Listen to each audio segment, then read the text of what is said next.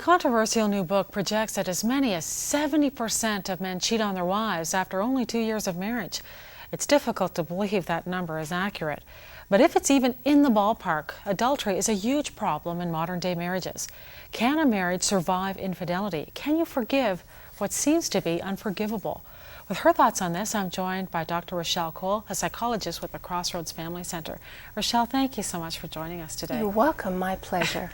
This whole question, first off, I want to talk about that statistic, 70%. Now, this is from an American author, the book, Why Women Who Stay with Men Who Stray.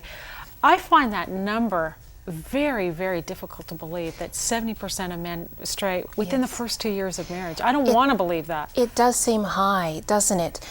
There are other studies that quote statistics as high as 70% for men who are unfaithful in their marriage, a little lower for women. There are other studies that quote it around 40%, so there's quite a range. It may depend on how the study has been done, and that's what would be important to look into. For example, was the study done anonymously? If it was, it may be as high as 70%. None of us would really like to believe that, but if a person doesn't have a reputation to protect in answering the questions, they may be more honest. So what the actual figure is, I don't know.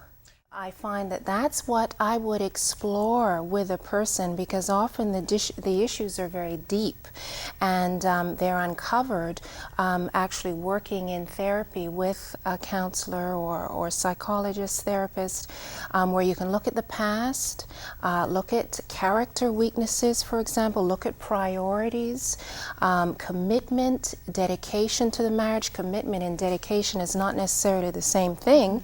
One can be committed to a marriage but also have a fling on the side, so the dedication would be limited. So you'd want to explore all of these different values and mindsets to get a clearer picture as to what the roots may be to infidelity. And in fact, when I work with couples or individuals who have experienced something like this in their marriage, we look at 4 steps towards reconciliation. So protect your marriage and put boundaries around it. And that's a matter of re-education, really.